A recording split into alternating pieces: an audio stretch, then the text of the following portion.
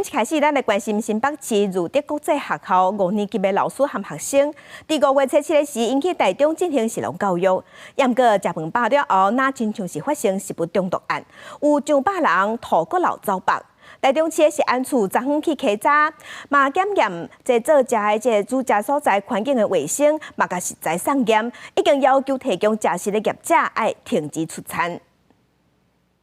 活动都在新社进行，用餐也在新社农会用餐。回报的大概有100，就是大概有超过一半的同学，也有上吐下泻的状况，有发烧的状况。现在还在医院呢，大概还有3位同学在观察，要厘清责任啦。因为我们现在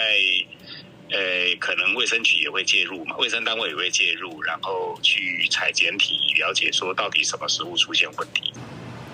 如德国际学校有262个老师和学生5月17日去台中新社进行食农教育，因食到饱的时有113个人走北吐骨流。台中市的食安处赶紧派人去提供食食的作业场所去稽查，发现讲这个所在环境无啥清气，冷冻库嘛有酸无够冷，而且食材嘛无堪，有真侪欠点。已经依照食安法，要求业者要暂时停业，要先做好消毒，经过复检合格才会当继续做生意。嘛已经采检环境甲食材，这个结果上紧伫2礼拜后会当出来。